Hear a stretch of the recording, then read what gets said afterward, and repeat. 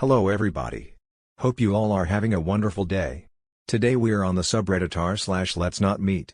Enjoy. Reddit Readings, Episode 28. The girl who tried to drown me when I was a little kid. I'm not sure how old I was, but I was really small, maybe around 6. I was with a bunch of people from my church, having a barbecue at a river. All of the kids were swimming in the water. I didn't know how to swim yet, so I was just staying waist deep in the shallow part.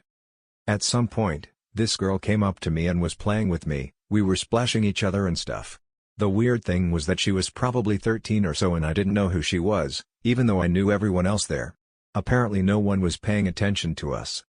She started pushing me out deeper and deeper, to where I couldn't touch. She just kept laughing the whole time. My head kept going underwater.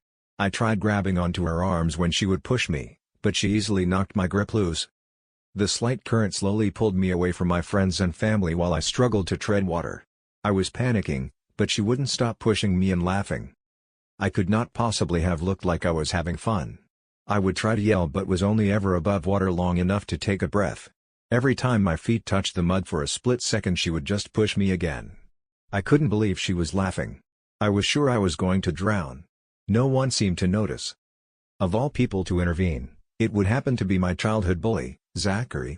He had always been a jerk to me, mentally and physically abusive. But I still feel like that day he saved my life. He came up and told her to get away from me. He grabbed me by the arm and pulled me up to where I could stand again. Then he ran off and continued to play with the other kids his age as if nothing happened. The girl was already a ways away too. I went on playing, and as with so many other things, I don't think I told anyone until I was much older. Pretty sure I never saw that girl again. Someone I went to high school with lived a fake life on the internet using my identity, without me knowing for years. Hey all, I'm pretty new to Reddit, so forgive me if there's a more appropriate subreddit for this story. I've been listening to r/compilations on YouTube while drawing lately. One just came up about stalkers and it pushed me over the edge to write out one of a few stories I've been thinking about sharing here for a while now. First off, this story happened almost 10 years ago. I'll jump right in because it's long. I got home from work one day and logged into Facebook to find a message from someone I didn't know. It was too long ago to remember verbatim what was said, but it was along the lines of, "Hey Lot Lizard, I know you have no idea who I am, but I've been trying to decide what to do for a few days and figured I had to let you know what's been going on. Someone has been catfishing me using your identity for over 2 years, and I just found out about it last week." The sender of the email was clearly pretty shaken up and understandably was experiencing a mix of emotions. According to her, she had met the imposter online a little over 2 years prior to her writing this, and that they had been engaged in a pretty intimate long-distance relationship for a majority of that time. The imposter had created a Facebook and had over time reposted almost all of my photos with their own captions to them, including a good amount of art I'd drawn that they took credit for. Haha. They created fake profiles for a good amount of my close family and friends so they could comment on the photos of themselves to make the profile seem legit. The funniest part to me is that although most things in my real life seem to be mirrored in this fake profile, I, straight male, was instead portrayed as trans. I think the main reason for this was that the sender of the email and the imposter would actually speak on the phone, and imposter turned out to be female in the end and therefore needed a reason to justify her more feminine-sounding voice. The sender of the email was justifiably both angry and creeped out and wanted to find the catfish. She started asking me a lot of questions about my life, but phrasing them like, "Is your sister's name this? And did you go to that high school?" Some of them were clearly information that anyone could glean from a quick browse of my profile. But then she asked, "Is your best friend this person?" Which struck me as odd since despite this person actually being my closest friend, and who I spend the most time with, we have barely any Facebook photos together, and most are from a long time ago. Then she asked, "Were you adopted, and are your half-siblings' names this and that?" Which sealed the deal for me, since I knew for a fact I'd never posted about being adopted online. The sender of the email already had an idea that this person had known me in real life, but this confirmed it for me. The sender of the email had contacted me shortly after confronting the imposter for the first time. I guess after 2 years, they'd finally become suspicious of the fact that imposter wouldn't show their face. I have no idea how it took this long for them to figure that they were being played, but I'm glad they finally decided to give the ultimatum of, "Show your face, or I'm cutting you off." I'm pretty sure this is the point where the imposter admitted to being a catfish, and that she'd been using the identity of someone she had a crush on in high school before hanging up. I was given the URL so I could look through the profile myself, which was up for about 2 days after I saw it before it was all removed. It was definitely really bizarre. The imposter had posted more than I ever had on Facebook, and it genuinely seemed like they'd lived a pretty involved double life online as me. Almost everyone I'd posted photos with on my real profile would then have their own fake profiles created that had enough content to be genuinely convincing so they could be tagged in, and validate these new photos. Some of these profiles seemed to have gone and made their own real friends as well, and I wondered if any of those were used to facilitate even more online dating deception. Either way, the amount of time that this person had spent fabricating their alter ego's online presence was pretty shocking. The whole time I'd been crawling down this Facebook rabbit hole, the sender of the email was looking through my real profile. After a while she sent me a message saying, "Did you take these photographs?" and showed me what I remember as a black and white photos of a barn or something. I hadn't. Which was weird since everything else on the fake profile originated with me and she'd noticed the discrepancy. We both tried reverse image searching with no luck. Then, either through a stroke of genius, or somewhat suspiciously, I really couldn't tell, she thought to flip the fake number imposter had written into the fake FB profile around in reverse, and a Google search came up with a landline that belonged the home address of a girl that I'd gone to high school with. Real me was Facebook friends with real imposter's profile, so we both went snooping around and found the photo that she'd claimed I'd taken. Which pretty much confirmed to me that this was the imposter. I'm pretty sure there were more indicators to the sender as well, but I can't remember. I thought about messaging her for a while, but decided that it probably wouldn't lead to anything good. At the time my thoughts were definitely, let's not meet. I talked a few times with the sender of the email just to try and decompress a bit, but honestly just wanted to distance myself from the situation and also had my suspicions about the sender as well. I figured maybe it was imposter's one last-ditch effort to try and talk to me. Although when it was all over, the sender seemed to be eager to leave this all behind as well, so maybe not. Either way, it was a really strange experience. I felt mostly freaked out and violated, but I guess there was a small part of me that was flattered by it. I had a lot of mixed emotions. The weirdest part to me is I'm a really approachable person and would have definitely been willing to talk and probably be friends, if this person had just approached me instead. Although I'm still not sure if this was done out of an obsession for me, or if this person felt like I was just a suitable image to base this fabricated persona off of. I remember talking to her probably twice throughout high school and really didn't have a very good idea of who she was other than a quiet hipster girl.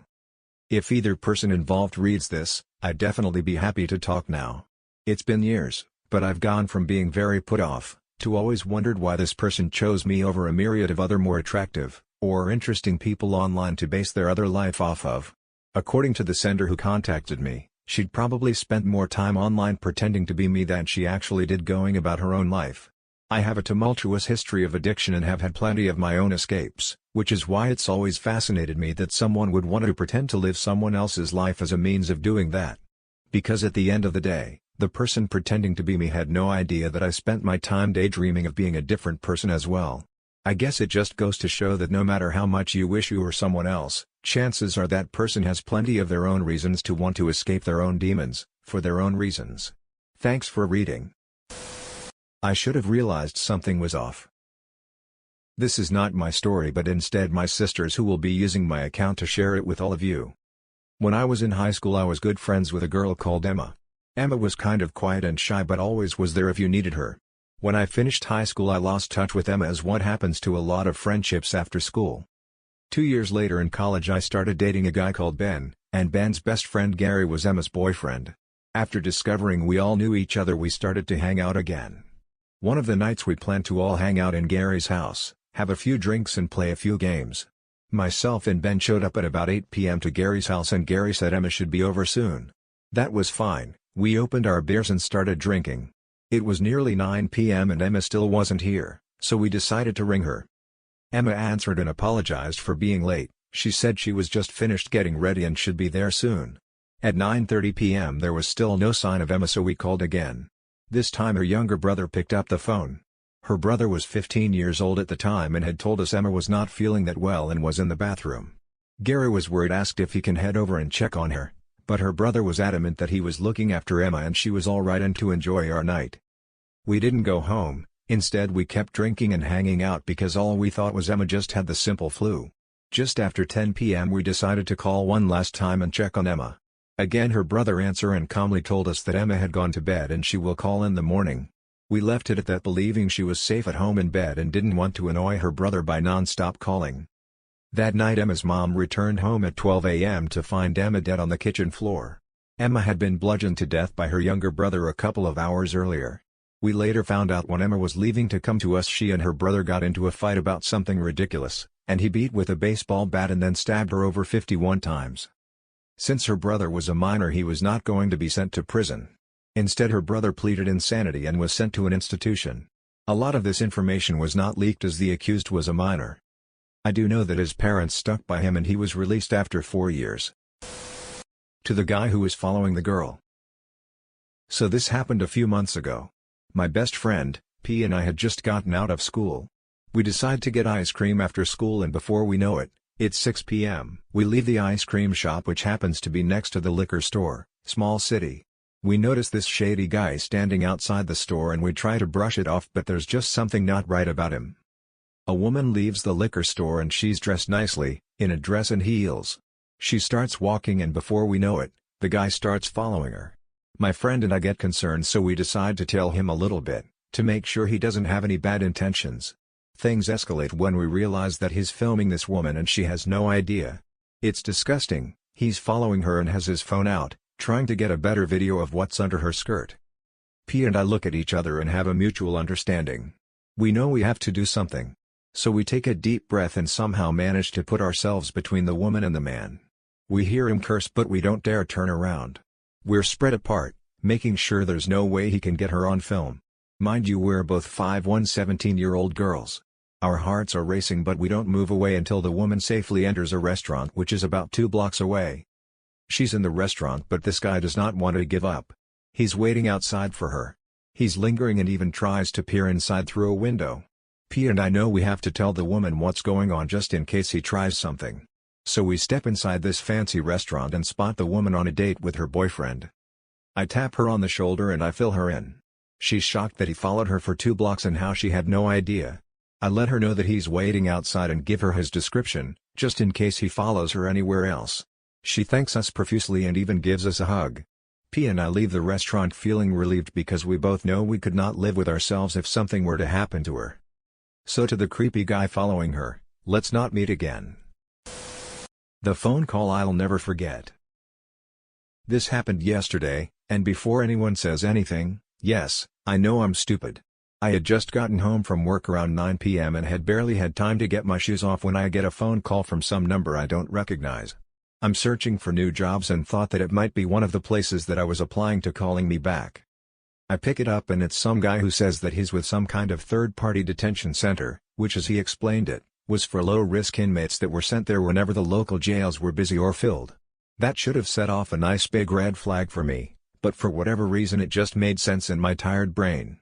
I'm getting ready to tell this guy I'm not interested in making a donation or anything like that when he asks if this is my full name.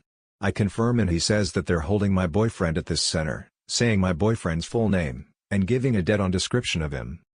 I ask what's going on since my boyfriend is supposed to be at work right now, and the guy on the other end provides an explanation. He says that my boyfriend had struck a pregnant woman with his car on his way to work and was 4 times the legal limit for blood alcohol.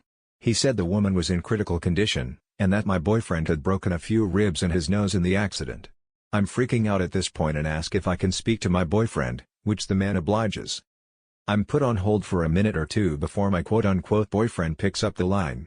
This person on the other end was panicking, saying how it wasn't his fault and begged me not to tell his parents, again using my name.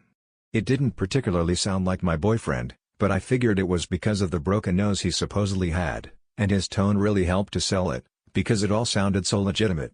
The man from before comes back on the line before I can ask any questions and explains that they had to sedate my boyfriend since he had began to panic and hyperventilate, which I was starting to relate to more and more by the second. The man on the other end tells me that I should come right away and that the bail is set at $2,000, cash only. I stupidly tell him that I don't have that much and that I maybe have half of that. He tells me that it's fine and that I can work something out with the front office once I get there, and to just bring what I have, and seeming like he's trying to calm me down. He's giving me the address and I can barely hold a pen because my hands are shaking so badly and I'm very poorly trying to hold back tears.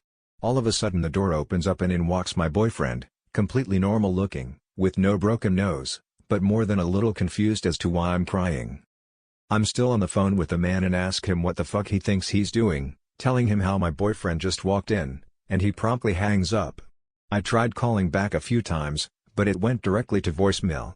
Find out the power to the bar my boyfriend works at had gone out. So his boss sent everyone home early, and I had never been so grateful for a power outage. My boyfriend slept on the couch to keep watch, but unfortunately I still couldn't sleep that night, so I decided to look up the name of the organization the man said he worked for. Big surprise, that turned up nothing. I then looked up the address he had given me on Google Maps and see that it was some random abandoned strip mall in the middle of a sketchy-ass area that was about an hour and a half out of town. What really freaked me out about this whole thing, was the guy knew my number, both me and my boyfriend's names, but didn't sound like anyone we had met before. I have no idea what would have been waiting for me there, but I'm counting my lucky stars right now. So to the guy who wanted to meet me for God knows what at the sketchy-ass strip mall, let's not meet. My lunatic ex was convinced my daughter was his, and kidnapped her from school. When I was 19, I casually dated this guy, Casey, that I met through a mutual friend. We hit it off the first time we met and hung out for hours. He was incredibly charming and we had a lot in common, but definitely had an off vibe. The day after we hung out, my friend texted me not to get too involved with him because he was kind of a psycho. I ignored his warning, which is something I regret to this day. He wouldn't elaborate, so I shrugged it off as probably nothing that extreme or he'd tell me. Casey and I were by no means serious. He said he planned on seeing other girls and didn't even want to call me his girlfriend. I appreciated his straightforwardness, though my feelings were very hurt by this. I told myself that maybe as we got closer he would change his mind. As I spent more time with him, I began to see what my friend was talking about. He had serious anger issues and would do things like throw plates against the wall if something wasn't fully cooked in the microwave, and casually talk about how on bad days he sometimes fantasized about going on a shooting spree if he could get away with it. I finally broke up with him after he told me in a rage that he wished he could shove a fire poker down the neighbor's dog's throat so it couldn't bark anymore. Altogether, our fling lasted less than 5 months. He kept trying to convince me to date him again in the following months. I obviously kept telling him no. I eventually started dating my now husband. Casey made one last attempt to get me back by showing up at my apartment to tell me that he was in love with me, and if he couldn't have me then life was not worth living. He said if I didn't let him in and try to work it out, he would shoot himself in the head. Since he had a gun, I was terrified he would actually do it. I had no idea how to handle this situation, so I let him inside with the intention of keeping him as calm as I could and texting one of his friends to come get him and help him. I'm not going to go into a lot of detail about what happened next, but he kept trying to kiss me and when I made it clear we weren't going to be intimate, he beat the shit out of me. Then he left and just left me bleeding and crying on the ground. I didn't tell my then boyfriend about it because I didn't want them to have an altercation. I just made up excuses to why I couldn't see him for weeks until all my marks healed. I told my coworkers I was in a bike crash. I could tell no one really believed that. Casey texted me apologizing. He said he just loved me so much that he snapped because he needed me so bad. He tried to frame his violence as some kind of fucked up romantic gesture. I told him to never come near me again and threatened to call the cops. I was scared shitless for over a year that he would come attack me or kill me, but I didn't hear from him again. Fast forward 6 years later. At this point, my husband and I were married and just got our first kid. She was 5 and we were fostering her with the intention of adoption. We lived in a new state, several hours away. Casey somehow found out I had a daughter. He messaged me on Facebook, saying he knows I have a daughter and that she must be his. I tried to explain she wasn't my biological child, but he insisted I was lying and she looked exactly like him. She looks nothing like him at all. He's white and blonde with blue eyes, she's fucking Hispanic. I told him he was crazy, blocked him, and deleted all photos of her from my Facebook. I still have no clue how he even saw them since my account is completely private. I even double-checked my settings to make sure. Another few weeks go by without contact and I feel confident that's the last I'll hear from him. Wrong. He shows up at the house, begging to talk. He looks like shit and clearly developed a serious drug habit over the years far beyond just weed. He was pale AF, had dark rings around his eyes, was all shaky, and looked like he lost at least 20 pounds. My husband wasn't there, so I was pretty terrified. He asked, can I please just meet her? I once again emphasized she is not my biological child and told him he really needed to stay away from my family or I would call the police. He then went on a whole unhinged tangent about how we belonged together and it wasn't fair for me to keep punishing him for not realizing that sooner. He went on about how after he found out about her, God told him while he was on meth that he needed to quit everything and get clean, so that he could be with me and raise his daughter. I just closed the door in his face and yelled at him to leave or I would call the cops. He shouted back that I couldn't keep him away from his child forever. I call the police and they just file a report, but tell me there's nothing they can do unless he threatens or harms one of us. About 3 months later, my daughter doesn't come home on the bus. I call the school and they say she was picked up by her dad. As you can imagine, the next few hours were complete and total hell on earth. My husband came home from work early and we had to wait at the house with a cop and a detective, in case he took her home, while other cops searched for them. The detective told me that from everything I told him, he didn't think he was at risk of harming her or fleeing with her. Luckily, he was right. They were found at McDonald's and he was arrested, while my daughter was taken to the hospital. Thankfully, she wasn't harmed physically at all and he was apparently really nice to her, although it was incredibly awkward to have to explain to a 5-year-old why this strange man was telling her he's her dad. The prosecution was insanely lenient on him due to his mental health issues and drug problem, coupled with the fact he didn't harm her. They ended up dropping all the serious charges like kidnapping a minor and sentenced him to stay in a state hospital until he was deemed healthy enough to be let out, which ended up being only 4 months. They granted us a restraining order that lasted 2 years, which I was incredibly disappointed about, as I wanted a lifelong one, but we were assured if he contacted any of us again, we would no doubt be able to get another one. It is 4 years later and we have not heard from him since. My daughter wasn't traumatized or anything. She just sees it as a strange experience she had. I still have intense anxiety every time the doorbell rings. My husband bought a shotgun immediately after this went down. I've heard through the grapevine that Casey has been mostly clean besides being an alcoholic. It's an upgrade from meth, at least, and seems to be less batshit insane. That's nice, but I really hope I never ever see that man again for the rest of my life. Thanks for listening to Reddit Readings episode 28. Don't forget to vote on your preferred narrator and if you enjoyed it, consider subscribing and leaving a rating.